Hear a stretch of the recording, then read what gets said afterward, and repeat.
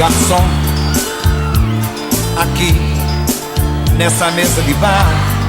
12 anos após a morte de Reginaldo Rossi, uma verdade começou a emergir, e ela desmonta por completo a imagem do ídolo que o Brasil acreditou conhecer.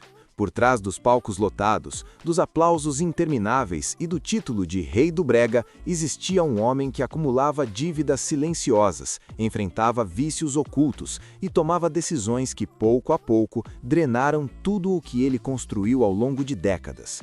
O choque maior veio depois da morte. Não havia dinheiro, nem contas, nem aplicações, nem patrimônio, nem recursos para o próprio enterro. A família precisou contar com ajuda externa para realizar o funeral de um artista que vendeu milhões de discos, lotou casas de show e marcou gerações inteiras com canções que atravessaram o tempo. Agora, 12 anos depois, a mulher que esteve ao lado dele por mais tempo, que viu de perto os bastidores, as quedas e as contradições, decidiu quebrar o silêncio. Ela fala sobre traições, jogos de azar, fortunas perdidas e sobre o vício que não apenas consumiu o dinheiro, mas também a saúde de Reginaldo. Revelações que ajudam a entender como um artista consagrado nacionalmente pôde chegar ao fim da vida em uma situação tão distante da imagem de sucesso exibida nos palcos. Esta não é apenas a história de um cantor famoso, é o retrato cruel de como alguém pode morrer aplaudido, idolatrado pelo público, mas partir em ruína total, carregando segredos que só agora começam a ser revelados. Antes de continuar, já deixa o like, se inscreve no canal Vidas por Trás da Fama e comenta de qual cidade você está assistindo. Isso fortalece o canal e permite que histórias como essa continuem vindo à tona. A partir de agora, você vai entender como nasceu o mito, quando começaram os primeiros sinais da queda e por que o fim de Reginaldo Rossi foi tão diferente do que o público imaginava. Porque o que veio à tona depois da morte explica em detalhes por que tudo acabou desse jeito. Em 1964, no Recife, enquanto o Brasil ainda respirava guitarras elétricas e referências estrangeiras, um jovem de apenas 21 anos começava a moldar o personagem que, décadas depois, dominaria corações populares. Reginaldo Rossi não nasceu rei. Ele foi se construindo, camada por camada. Influenciado diretamente por Elvis Presley e The Beatles, surgiu primeiro como vocalista de uma banda de rock chamada Silver Jets, cantando em inglês, francês, castelhano e até arriscando outros idiomas. Anos depois, ele resumiria essa ambição com uma frase que revela muito mais do que parece: "Eu canto para todo mundo". Não era apenas talento, era sede de alcance, de domínio emocional do público. Esse talento abriu portas rápido demais. Ainda nos anos 60, Reginaldo chegou a abrir shows para Roberto Carlos, algo que naquela época significava chancela nacional. Aos poucos foi se aproximando da jovem guarda, absorvendo estética, romantismo e teatralidade. Mas havia um incômodo silencioso crescendo dentro dele. O rock empolgava, mas não doía. E Reginaldo percebeu algo que poucos artistas entendem cedo.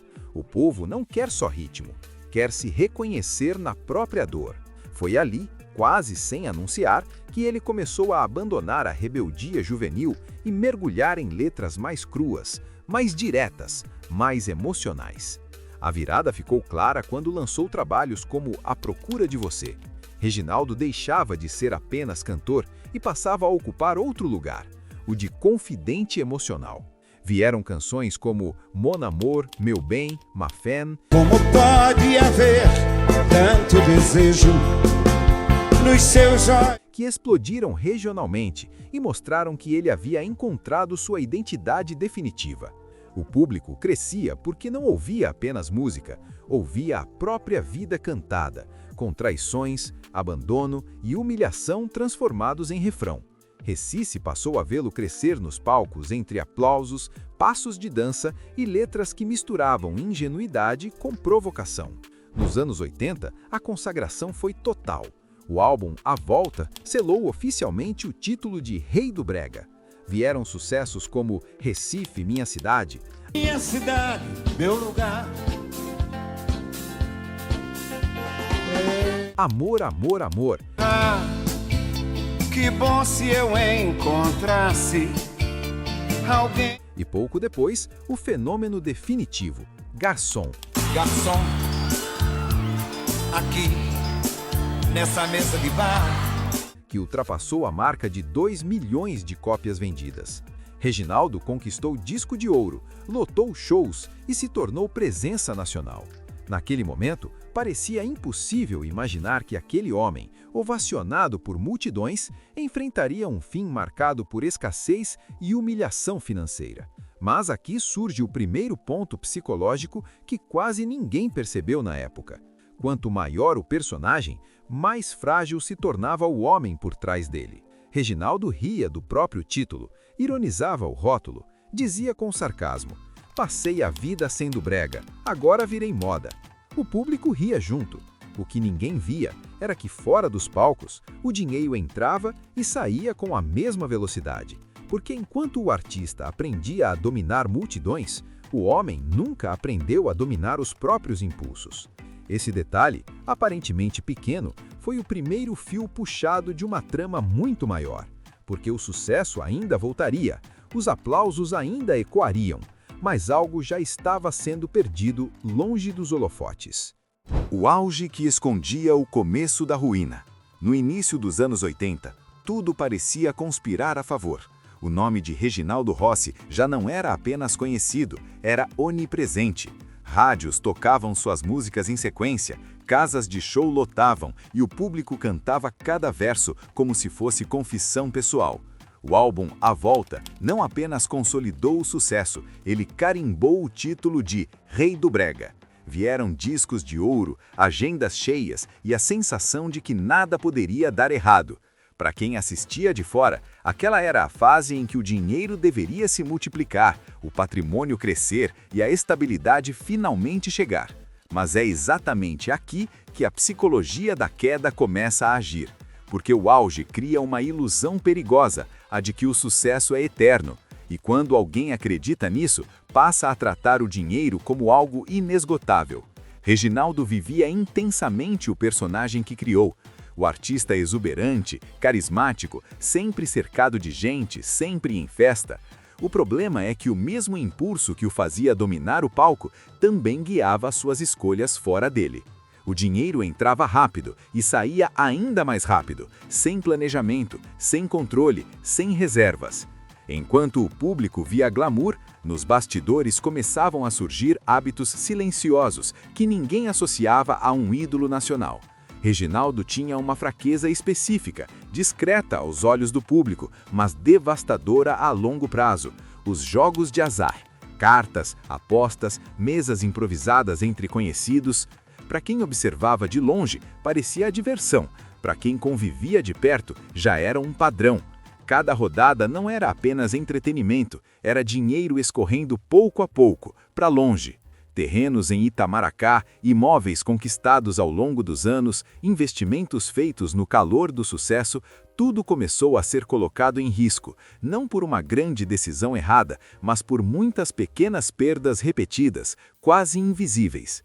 Esse é o tipo de ruína que não faz barulho, ela acontece em silêncio, enquanto o artista segue sorrindo no palco. E talvez o detalhe mais cruel seja este: ninguém o impedia, porque quem ousaria questionar o rei do brega no auge da fama? Mesmo assim, o sucesso continuava mascarando tudo. Vieram canções como A Raposa e as Uvas. Lembro com muita saudade daquele bailinho, a gente dançava. E principalmente Garçom, que alcançou a marca impressionante de 2 milhões de cópias vendidas. O país inteiro cantava o lamento do homem abandonado, sem perceber que aquela letra começava a se misturar perigosamente com a vida real do cantor. O público via sofrimento como arte. Reginaldo começava a viver o sofrimento fora do estúdio. E aqui entra um ponto-chave para entender o que viria depois. Quanto mais sucesso ele tinha, menos atenção dava à própria estrutura de vida.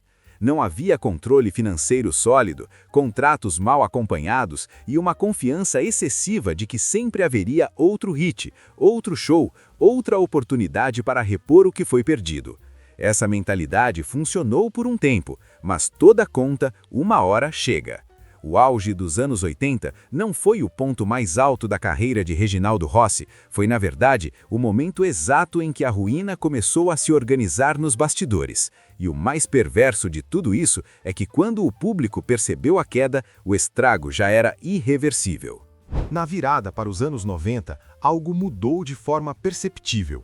Reginaldo Rossi continuava sendo reconhecido, respeitado e lembrado, mas já não ocupava o mesmo espaço de antes. As rádios passaram a apostar em outros nomes, os convites para grandes programas diminuíram e o cantor começou a sentir, pela primeira vez, o peso de não estar mais no centro das atenções. Para o público fiel, ele seguia como ídolo. Para o mercado, começava a se tornar previsível. E essa diferença é cruel para quem construiu a vida inteira em torno do aplauso. Durante esse período, Reginaldo não deixou de trabalhar. Continuou fazendo shows, principalmente no Nordeste, mantendo uma base sólida de fãs. Mas a engrenagem que antes girava com força nacional, agora funcionava de forma limitada. Menos visibilidade significava menos dinheiro entrando. E quando a renda diminui, os erros do passado deixam de ser abstratos e passam a cobrar um preço real. As perdas acumuladas nos anos anteriores já não podiam ser ignoradas. O dinheiro que entrou em abundância um dia simplesmente não estava mais lá. O cenário começou a mudar novamente no final da década, de forma inesperada. A música Garçom, lançada anos antes, foi redescoberta por um público mais jovem. A canção ganhou força em festas, bares e encontros universitários, transformando-se em um fenômeno tardio. De repente, Reginaldo voltou a ser convidado para programas de televisão, passou a circular em auditórios e assinou contrato com a Sony. O cantor ria da ironia da situação e resumiu tudo com uma frase que ficou marcada: "Passei a vida sendo brega, agora virei moda." A nova fase trouxe visibilidade, mas não resolveu os problemas estruturais. O dinheiro voltou a entrar, mas já havia buracos demais para tapar. Além disso, os hábitos que corroeram sua fortuna nunca foram totalmente abandonados. Reginaldo seguia sem perfil de administrador, confiando demais, planejando pouco e vivendo como se sempre houvesse tempo para corrigir depois. O sucesso tardio deu fôlego, mas não trouxe estabilidade. Foi como um último facho de luz sobre uma estrutura já fragilizada. Nos anos 2000, a realidade ficou mais dura. Apesar do respeito do público e da presença constante em shows, Reginaldo já não era prioridade na indústria musical. Gravou seu último disco em 2010, mas para a geração mais jovem, seu nome passou a ser lembrado mais pelo rótulo de Rei do Brega do que pelo impacto vivo de sua obra.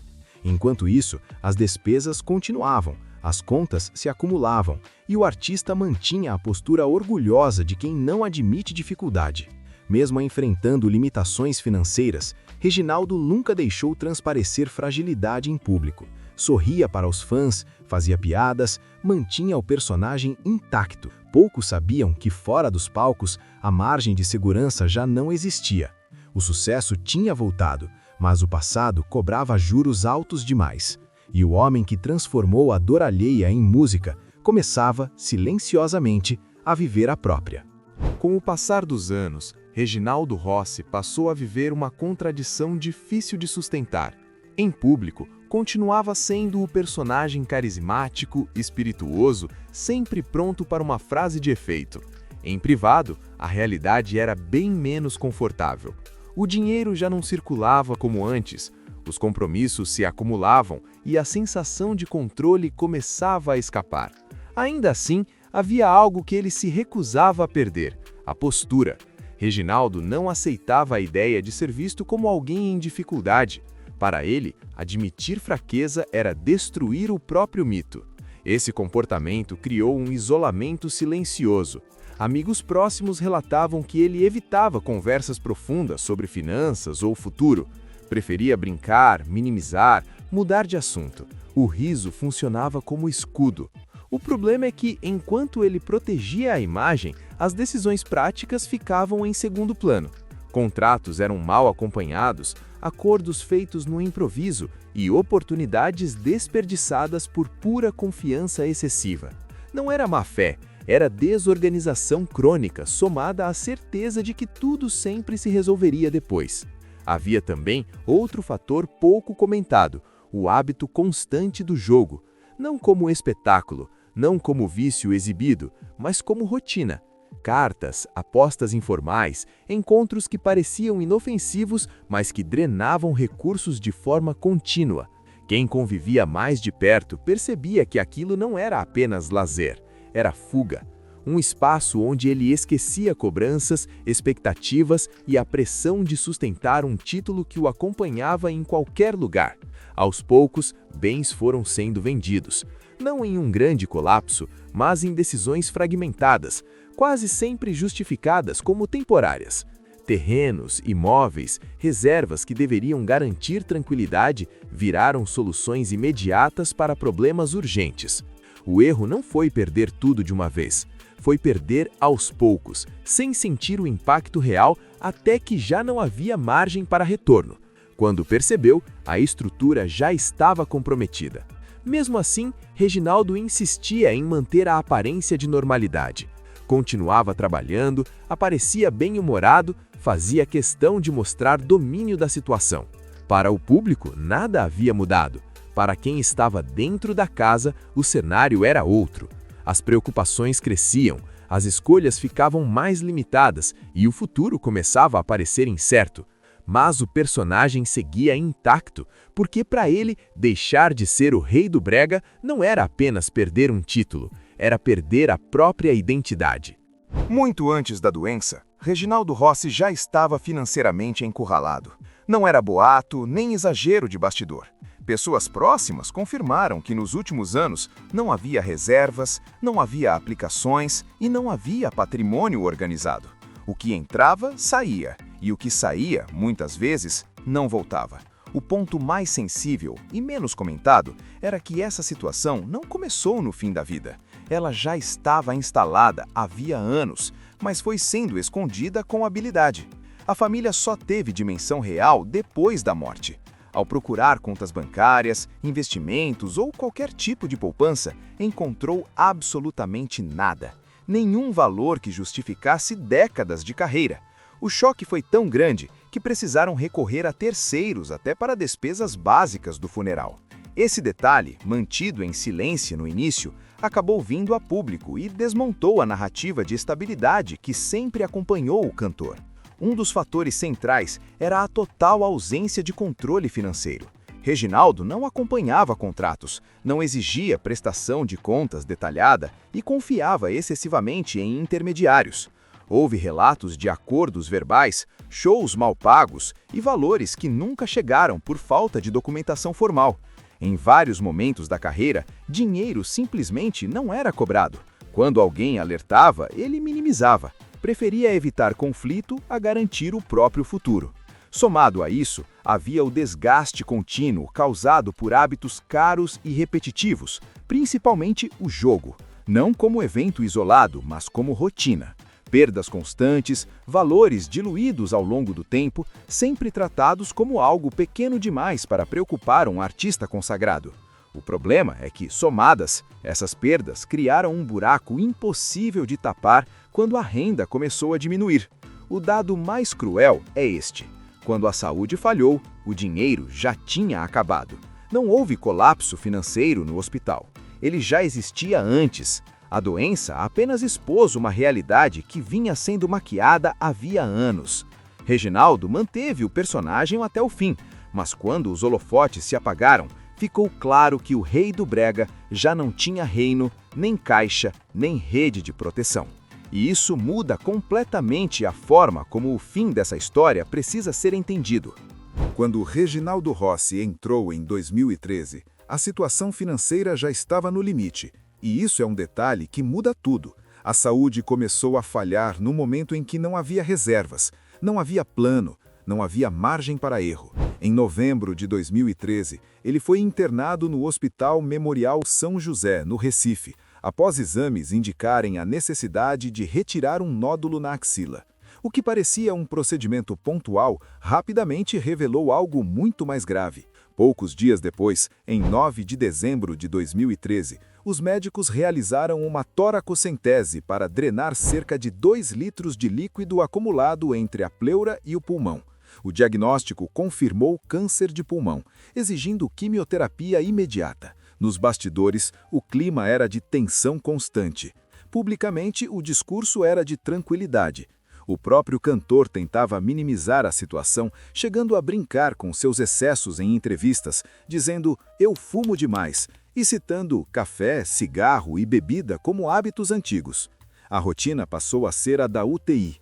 Dias de esperança se alternavam com pioras bruscas. Houve momentos em que médicos chegaram a sinalizar reações positivas ao tratamento, o que levou familiares a acreditarem em uma recuperação. A esposa chegou a declarar que ele surpreendia a equipe em alguns exames. Mas a evolução do tumor foi rápida. As complicações respiratórias se intensificaram e o organismo começou a dar sinais claros de esgotamento. No dia 19 de dezembro, veio a piora definitiva. Na manhã de 20 de dezembro de 2013, Reginaldo Rossi faleceu, aos 70 anos, vítima de falência múltipla, consequência direta do câncer detectado poucas semanas antes. A notícia correu o país e gerou comoção imediata. O público reagiu com incredulidade, homenagens e aplausos. Mas, longe das câmeras, a família lidava com uma realidade dura. O impacto emocional se misturava à ausência completa de estrutura financeira. O enterro aconteceu no cemitério Morada da Paz, em Paulista, na região metropolitana de Recife, cercado por fãs, artistas e manifestações de carinho. O contraste era evidente. Multidão presente, comoção nacional. E nos bastidores, a constatação silenciosa de que nada havia sido deixado para trás. A doença não destruiu apenas o corpo. Ela expôs, de forma definitiva, uma fragilidade que já existia havia muito tempo e que agora não podia mais ser escondida. A comoção pública foi imediata, mas o que aconteceu nos bastidores chocou até quem convivia com Reginaldo Rossi havia décadas. No momento em que a família precisou organizar o funeral, veio a constatação mais dura. Não havia dinheiro disponível. Nenhuma reserva emergencial, nenhuma aplicação, nenhum valor que cobrisse as despesas básicas daquele adeus. O contraste era brutal. Um artista aplaudido por multidões, sem recursos para ser sepultado. A ajuda veio de fora. Amigos, conhecidos e pessoas sensibilizadas intervieram para viabilizar o enterro. Esse detalhe, inicialmente mantido em silêncio por respeito, acabou vazando, e quando veio a público, provocou incredulidade. Como alguém com uma carreira tão longa, presença constante em shows e reconhecimento nacional podia chegar a esse ponto? A pergunta se espalhou, e a resposta não era simples, nem confortável. Foi nesse contexto que declarações da família ganharam peso. O filho confirmou que, após a morte, houve uma busca minuciosa por contas, investimentos e qualquer sinal de patrimônio. Nada foi encontrado. A revelação desmontou a imagem de estabilidade que acompanhava o cantor. Não se tratava de exagero da imprensa ou distorção sensacionalista. Era um fato. O dinheiro não estava lá porque já havia sido consumido, perdido ou simplesmente nunca organizado. A imprensa reagiu com dureza. Manchetes exploraram o contraste entre o ídolo popular e a ruína financeira. Relembraram jogos, imóveis vendidos, hábitos caros e a falta de controle administrativo. Alguns textos foram impiedosos, outros tentaram contextualizar, mas o estrago estava feito. A narrativa pública mudou. Reginaldo passou a ser visto não apenas como um símbolo musical, mas como um exemplo trágico de sucesso sem sustentação. Enquanto isso, a família enfrentava o luto sob pressão. Além da dor da perda, havia cobranças, especulações e perguntas que não tinham resposta clara. Onde foi parar o dinheiro? Quem errou? Houve má gestão externa ou decisões pessoais equivocadas? As versões se multiplicaram, o silêncio virou combustível para boatos, e quanto menos se falava, mais o imaginário popular criava teorias. Foi nesse cenário que uma figura ganhou destaque, a ex-esposa, que conheceu Reginaldo longe dos palcos, nos momentos comuns, nas decisões domésticas e nos bastidores da carreira. Ela havia visto a construção do mito e também o desgaste do homem. Por muito tempo preferiu não falar, mas diante da avalanche de versões e julgamentos, decidiu romper o silêncio, não para atacar, mas para explicar. E o que ela revelou não romantiza, não absolve e não destrói. Apenas expõe a realidade crua de alguém que viveu intensamente, confiou demais e pagou um preço alto por isso. A partir desse ponto, a história deixa de ser apenas sobre fama e passa a ser sobre escolhas pessoais, aquelas que não aparecem no palco, mas definem tudo quando as luzes se apagam. Quando Reginaldo Rossi já não estava mais aqui para responder, a ex-esposa decidiu falar. Não foi num momento de raiva, nem para disputar narrativa. Foi quando percebeu que a história estava sendo simplificada demais e, em alguns pontos, distorcida. Ela conheceu Reginaldo antes do mito, conviveu com ele fora do palco e acompanhou decisões que nunca chegaram ao público. O que ela trouxe não foi escândalo gratuito, foi contexto. Ela explicou que o dinheiro não sumiu de uma vez, foi sendo drenado por anos de escolhas ruins, confiança excessiva e ausência total de organização. Reginaldo evitava lidar com números, contratos e planejamento. Preferia delegar, confiar, seguir o fluxo. Isso funcionou enquanto a carreira estava no topo. Quando o ritmo diminuiu, a fragilidade apareceu. Segundo ela, não havia controle centralizado, nem alguém com autonomia real para impor limites. O artista mandava e ninguém dizia não. Sobre os jogos, a ex-esposa foi direta. Não era algo episódico, era frequente. Não como vício exibido, mas como um hábito constante, normalizado. Pequenas perdas repetidas, sempre tratadas como irrelevantes. O problema é que, acumuladas, elas corroeram patrimônio e criaram uma dependência perigosa do próximo show, do próximo cachê. O dinheiro deixou de ser segurança e passou a ser urgência. Ela também desmontou a ideia de que as letras refletiam fielmente a vida conjugal. Disse que Reginaldo gostava de brincar com o personagem, exagerar, provocar, criar histórias que funcionavam artisticamente. Muitas vezes, o público confundiu isso com confissão.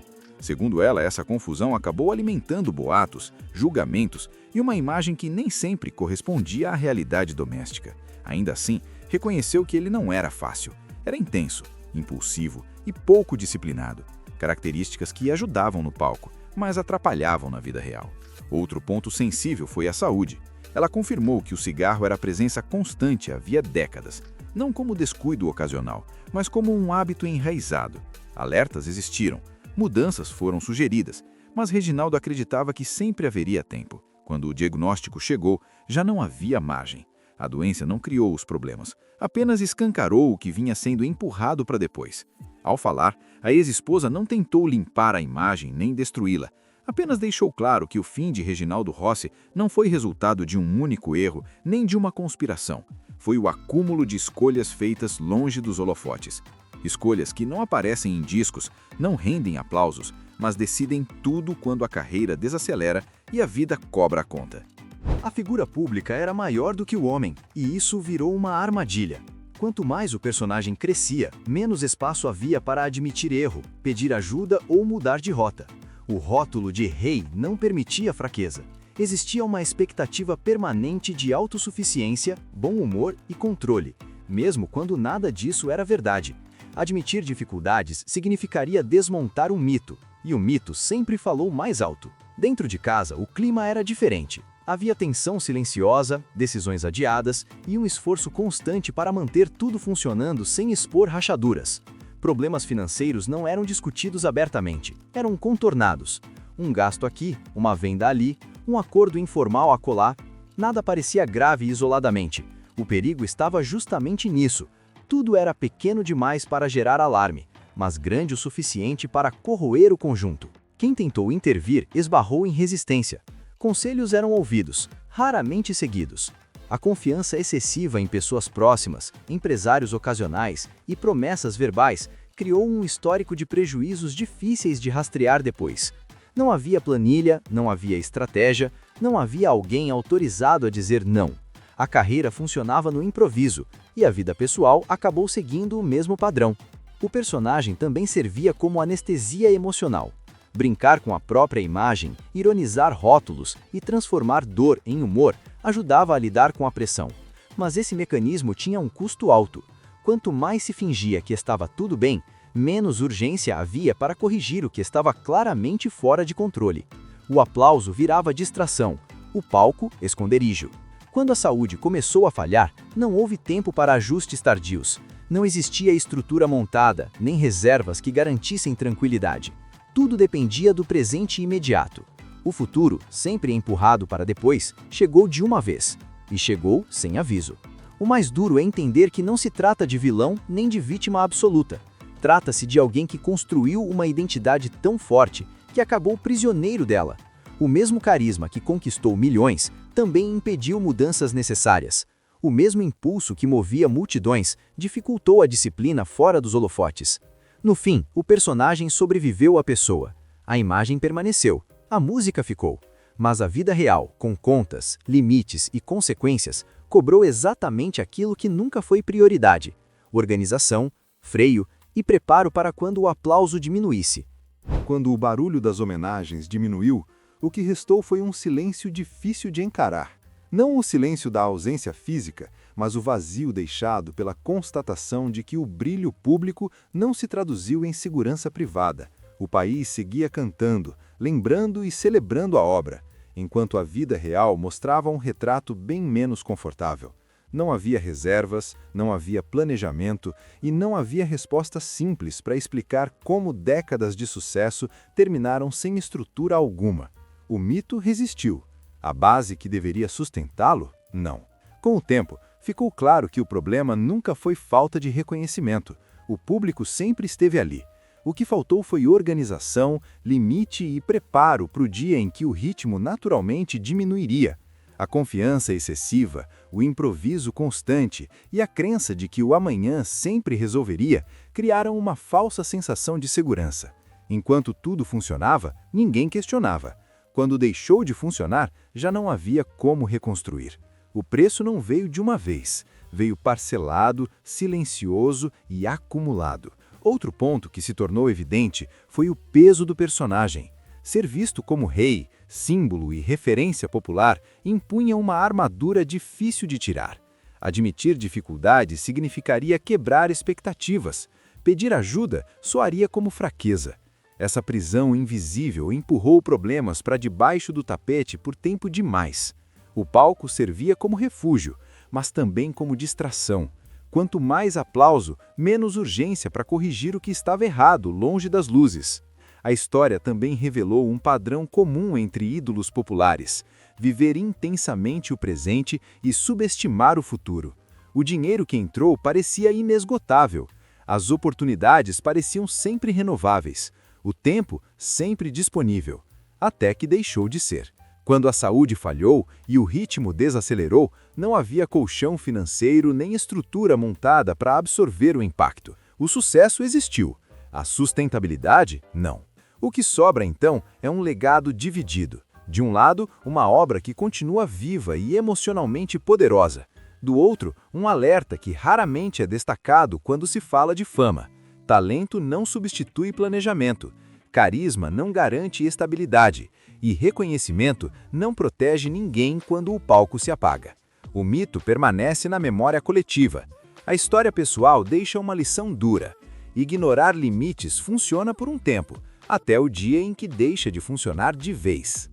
No fim, essa história não fala só de fama. Fala de escolhas feitas longe do palco, quando ninguém está aplaudindo. O sucesso foi real, o reconhecimento também, mas não vieram acompanhados de estrutura, limites e preparo para quando o ritmo diminuísse. O personagem protegeu por muito tempo, até o dia em que não foi mais suficiente. E quando o palco se apagou, só restou o que havia sido construído em silêncio. Se chegou até aqui, deixa o like, se inscreve no Vidas por Trás da Fama e comenta qual lição essa história deixa para você. O próximo vídeo já está na tela. A gente se encontra lá.